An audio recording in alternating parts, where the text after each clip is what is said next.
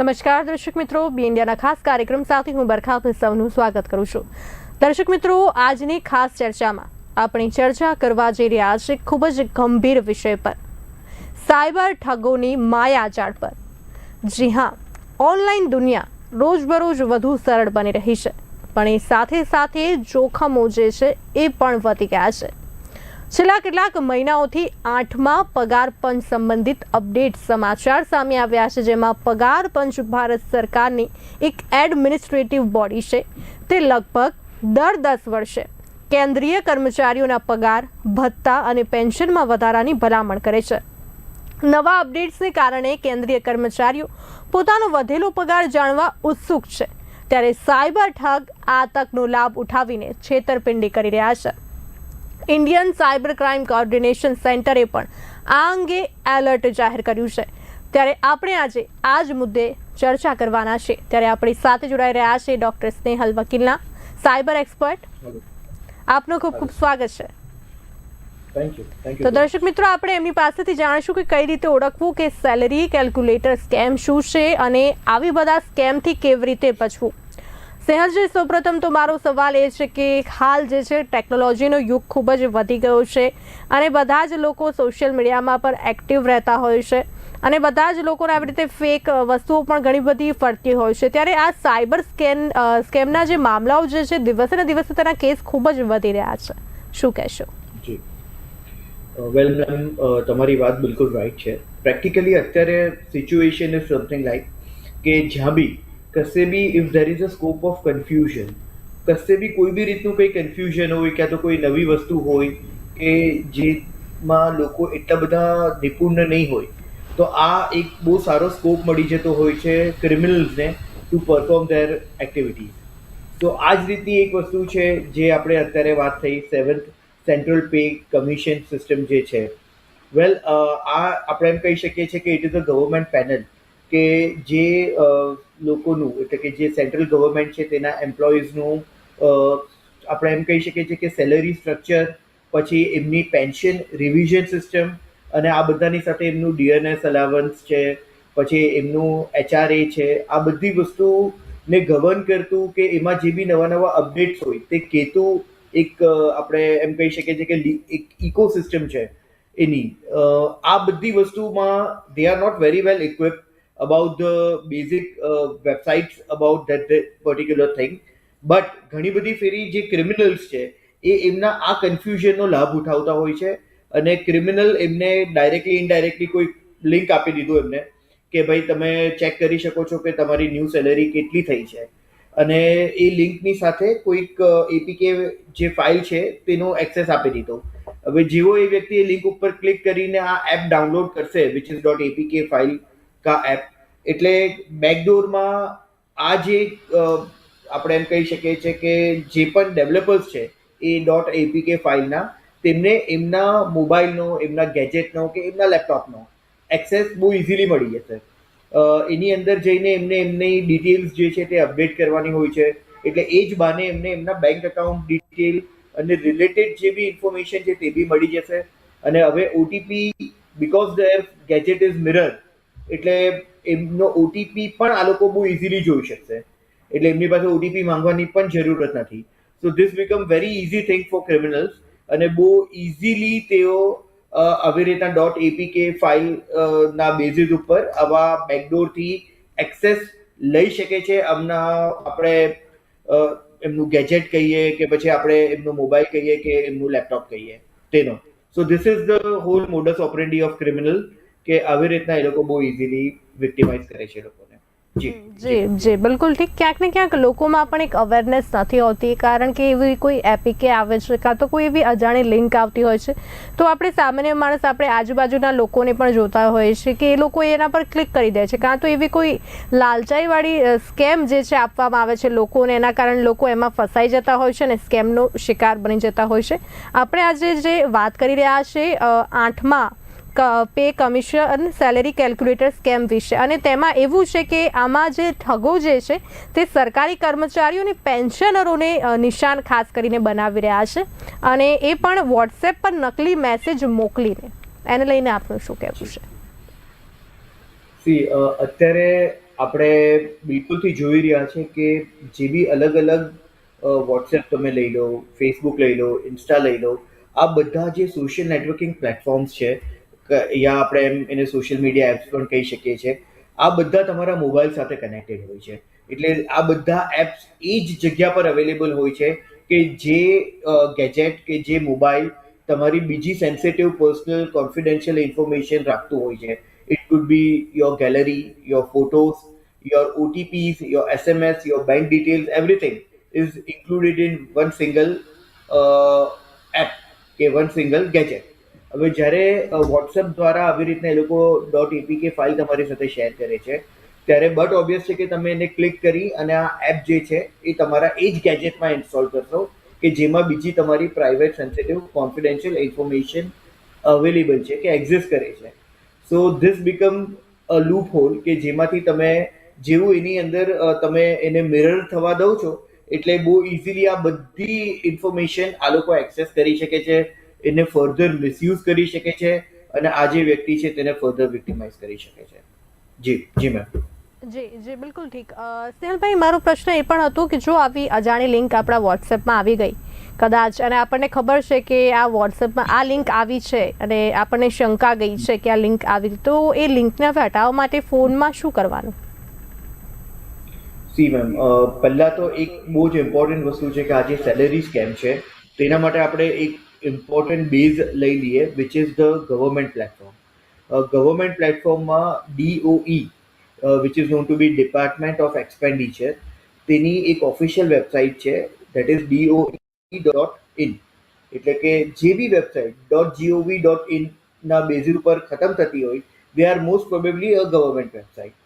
સો આ એક legitimate source છે કે ત્યાં જઈને તે લોકો ઇન્ફોર્મેશન જે છે તે રીચેક કરી શકે છે. ઘણી બધી ફેરી આવા એપ્સ કે આવી લિંક જ્યારે એમને મળતી હોય છે ત્યારે એક ઇમ્પોર્ટન્ટ વસ્તુ છે કે there are lots of online platforms કે જેમાં તમે બિલકુલથી એ વેરીફાઈ કરી શકો કે આ ઇન્ફોર્મેશન રાઈટ છે કે રોંગ, અને આ વેબસાઇટ કે આ લિંક જે છે તે લેજિટિમેટ છે કે નહીં.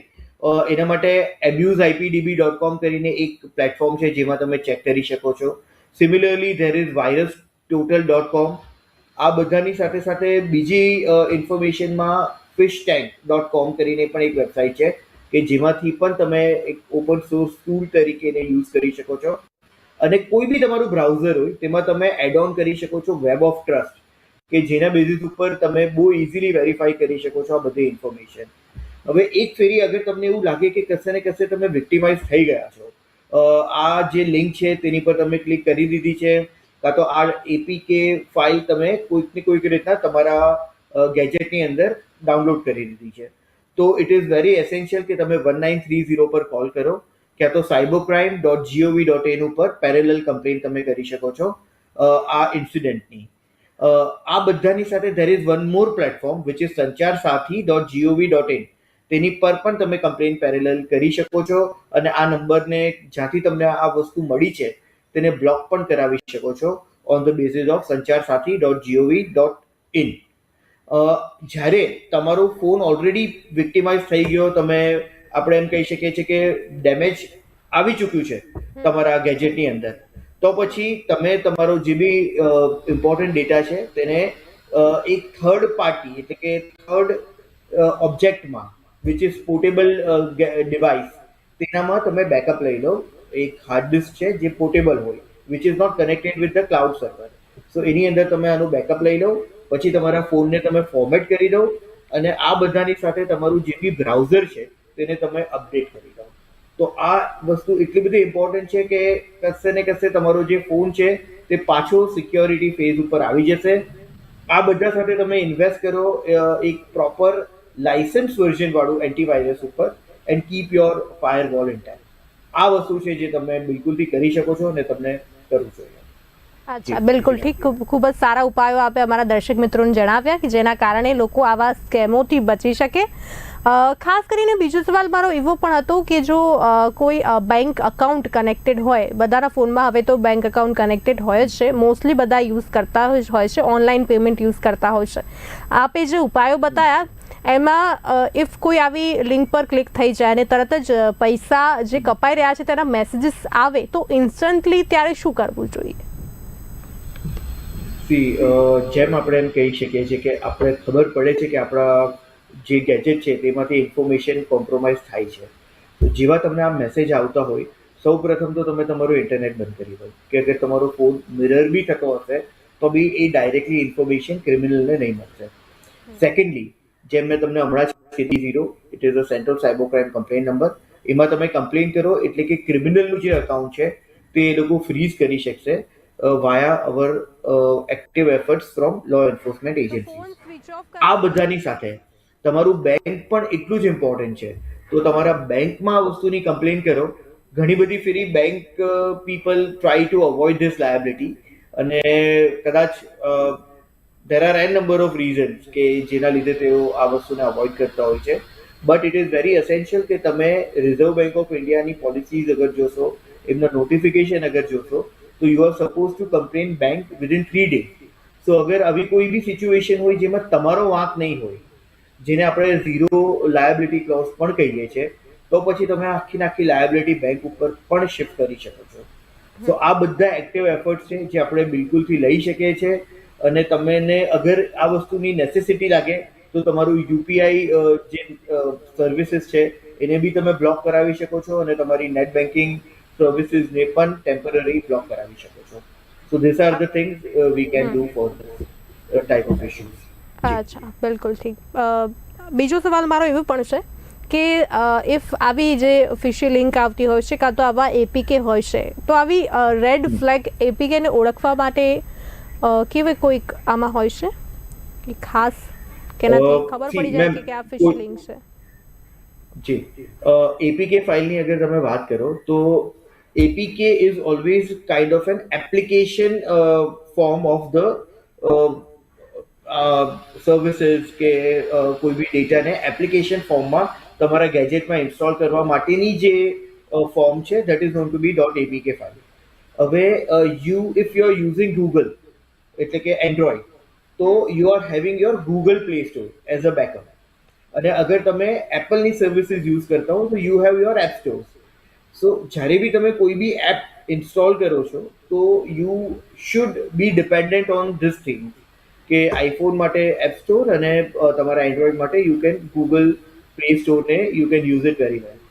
હવે this .apk file is kind of a third party application. એટલે ક્યારે બી તમને કોઈ કંકોત્રીના ફોર્મમાં, કાં તો ગેસ બિલના ફોર્મમાં, ઇલેક્ટ્રિસિટી બિલને પે કરવા માટેના ફોર્મમાં, કે there could be n number of possibilities કે જેના માટે તમને .apk ફાઇલ શેર કરવામાં આવે. બટ બી વેરી શ્યોર કે this is third party application. So APK ફાઇલની કોઈ બી ફાઇલ અગર તમારી પાસે આવે તો યુ શુડ સ્ટે અવે, અને એને તમે એની પર બિલકુલ ક્લિક નહીં કરતા, કારણ કે એ જ વસ્તુ છે કે જે તમારા ફોનનો એક્સેસ રિમોટલી કોઈ થર્ડ પર્સનને આપતું હોય છે. આ બધાની સાથે એક વસ્તુ જે મેં હમણાં તમારી સાથે શેર કરી કે abuseipdb.com, virustotal.com, ફિશ ટેન્ક અને વેબ ઓફ ટ્રસ્ટ જે તમે યુઝ કરી શકો છો, અને એ તમને અલર્ટ પણ આપશે અગર તમે તમારા બ્રાઉઝરમાં વેબ ઓફ ટ્રસ્ટ કરતા હો છો. તો આવા કોઈ બી થર્ડ પાર્ટી એપ જ્યારે તમે ડાઉનલોડ કે ઇન્સ્ટોલ કરતા હશો તો તમને બિલકુલથી તમારું જે બી બ્રાઉઝર હશે એ તમને અલર્ટ આપશે અને તમને ચેતવણી આપશે કે તમે આવા એપને ફર્ધર ઇન્સ્ટોલ નહીં કરો. અચ્છા, બિલકુલ બિલકુલ ઠીક. સાથે બીજો સવાલ મારો એવો છે સ્નેહલભાઈ કે આપણે થોડા એવા ઘણા કિસ્સા સામે આવ્યા છે જેમાં અચાનક કોઈના ખાતામાં જે છે વધારે પૈસા આવી જતા હોય છે. તમે સાંભળ્યું હશે કદાચ, વધારે પૈસા આવી ગયા, તો ત્યારે એ વ્યક્તિને એ સમયે શું કરવું જોઈએ? એ ગભરાઈ જાય છે અચાનક કે બેંકમાં એ બી એક ફ્રોડનો જ હોય છે, એ પૈસા જે હોય છે. સી મેમ, હું જનરલી મારા ક્લાયન્ટ્સને હંમેશા કહેતો હોઉં છું કે અગર તમારા અકાઉન્ટમાંથી કોઈ પૈસા ગયા તો steel it is in your control, કારણ કે એની કમ્પ્લેન તમને કરવાની હોય છે, જે બી તમારું મિકેનિઝમ હોય. બટ કશે ને કશે એવું નથી કે અનકન્ટ્રોલેબલ છે. But on the other hand, અગર તમારા અકાઉન્ટમાં ખોટા પૈસા આવતા હોય, હવે એ માલાફાઇડલી પણ આવી શકે છે, મિસ્ટેકથી પણ આવી શકે છે, તો આ વસ્તુ બહુ ચેલેન્જિંગ થઈ જાય, કારણ કે આ વસ્તુમાં આપણા કંટ્રોલની બહારની વસ્તુ થઈ જાય છે. કદાચ કોઈક ઇન્સિડન્ટ એવો થઈ જાય કે કોઈ બી ક્રિમિનલ છે તે કોઈકને વિક્ટિમાઇઝ કરીને એનું ફંડ તમારા અકાઉન્ટમાં મોકલતો હોય છે, જે આપણે અત્યારે જોઈએ છે મ્યુલ અકાઉન્ટના કેસીસમાં. તો આ બધા કેસીસમાં જ્યારે પેલો વિક્ટિમ કોઈ બીજી જગ્યાથી, for example you are in Vadodara, તમારા અકાઉન્ટમાં ખોટી રીતના પૈસા આવે છે ફ્રોમ અ પર્સન જે વિક્ટિમાઇઝ કરવામાં આવ્યો છે હૈદરાબાદમાં, અને ક્રિમિનલને ત્યાંથી, કારણ કે સેમ સ્ટેટમાં એ લોકો પૈસા ટ્રાન્સફર નથી કરતા, એટલે હૈદરાબાદથી અગર કોઈની સાથે આવું સ્કેમ થયું હોય તો વાયા કરીને એ લોકો જનરલી એ લોકોના સ્ટેટ મિકેનિઝમમાં અલગ અલગ સ્ટેટ્સમાં, રિમોટ સ્ટેટમાં પૈસા મોકલતા હોય છે. એટલે કોઈ બી રીતના વાયા અગર આ પૈસા તમારા અકાઉન્ટમાં આવ્યા તો જ્યારે પેલો વ્યક્તિ ત્યાં કમ્પ્લેન કરશે તો તે સાયબર સેલ જે છે એ તમારું અકાઉન્ટને ફ્રીઝ કરી દેશે. હવે કદાચ તમારા પાસે અકાઉન્ટમાં પૈસા 5,000 કે 10,000 આવ્યા હોય ખોટા, અને તમારા અકાઉન્ટમાં 25-30 lakhs રૂપીઝ હોય, તો ઇન કેસ અત્યારે નવા SOPs આવ્યા છે 2026માં, જે આની એક ટેક્ટિક્સ બતાવે છે કે ભાઈ they should always go for hold. But ઘણા બધા ઇન્સ્ટન્સીસ એવા પણ હોઈ શકે છે કે જેમાં એ જે લો એન્ફોર્સમેન્ટ એજન્સીઝ છે કદાચ તમારું અકાઉન્ટને ફ્રીઝ કરી દે. તો આટલા નાના રકમ માટે તમારું અકાઉન્ટ ફ્રીઝ થશે, જેમાં સબસ્ટેન્શિયલ મની છે, અને એને તમને ફ્રીઝથી અનફ્રીઝ કરવા માટે જવું પડશે હૈદરાબાદ, કે જેમાં આવવા જવાનો કોસ્ટ અને ત્યાં જે તમે ટાઈમ સ્પેન્ડ કરો છો તેનો કોસ્ટ અગર તમે જોવા જાઓ તો આ રકમથી ઘણો વધી જશે. સો આ બધા ચેલેન્જીસ છે કે જ્યારે આવા કોઈ ઇન્સિડન્ટ થતા હોય ત્યારે યુ શુડ બી શ્યોર કે જે અકાઉન્ટથી તમને પૈસા આવ્યા હોય એ જ એકાઉન્ટમાં તમે એ પૈસા પાછા મોકલી દો, ક્યાં તો પછી તમે બેંકને ઇન્ફોર્મ કરો કે ભાઈ આ રીતના ખોટી રીતના ક્રેડિટ મારા અકાઉન્ટમાં થયું છે. સો ફર્ધર તમે ફ્યુચરમાં આવા કોઈ બી ઇન્સિડન્ટથી બહુ ઇઝીલી બચી શકો. અચ્છા, બિલકુલ ઠીક. જી સ્નેહલભાઈ, આપણે એવા ઘણા બધા કેસીસ પણ આપણે આસપાસ જોયા હશે કે આવા ફ્રોડના કિસ્સામાં ક્યાંક ને ક્યાંક જે આરોપી હોય છે, જે ક્રિમિનલ હોય છે, તે દ્વારા ક્યાંક ને ક્યાંક આવી કિમિયા અલગ અલગ અપનાવવામાં આવતા હોય છે, અને એ પૈસા જે છે બીજાના અકાઉન્ટમાં ભૂલથી પણ જતા રહેતા હોય છે, અને એ વ્યક્તિનું અકાઉન્ટ જે છે ફ્રીઝ થઈ જતું હોય છે, જેટલા અકાઉન્ટમાં એને પૈસા મોકલ્યા હોય. આવા કેસીસ. હલો, મારો અવાજ આવી રહ્યો છે? હવે આવ્યો? હેલો, હજુ હા જી આવા કેસીસ, આવા કેસીસ વધી રહ્યા છે, આપણે જોઈ રહ્યા છે. હવે જે આવા સ્કેમ આવી રહ્યા છે આપણા ફોનમાં, મોબાઈલમાં, ત્યારે મોબાઈલમાં કઈ કઈ સેટિંગ્સ આપણે ઓન રાખવી જેનાથી આપણે આનાથી બચી શકીએ, સ્નેહલભાઈ? એટલે મેમ તમે એમ કહો છો કે જેમાં તમારા અકાઉન્ટમાં પૈસા અગર આવતા હોય રોંગફુલ, તો એવી કોઈ તમે એક્સપેક્ટ કરો છો કે એ રોંગફુલ પૈસા નહીં આવે? કે કોઈ બી આવા સાયબર સ્કેમ. મારો અવાજ હવે આવે છે? પ્રોપર આવે છે? જી હવે જસ્ટ હવે આવે છે. હા, એટલે કે કોઈ બી આવી એપીકે, નોર્મલી હું વાત કરી રહ્યું છું, કોઈ બી સ્કેમ થતું હોય કે આપણું ફોન હેક થતું હોય, એના માટે બચવા માટે ફોનમાં જે છે કઈ સેટિંગ્સ ઓન રાખવી જોઈએ? જી મેમ, સૌથી પહેલા તો આપણે હંમેશા પ્લે સ્ટોર સિવાય કોઈ બીજું એપને ઇન્સ્ટોલ નહીં કરીએ, અને એપીકે તો આપણે જ્યાં બી દેખાય એને ડિલીટ જ કરીએ. We should not click on that link only.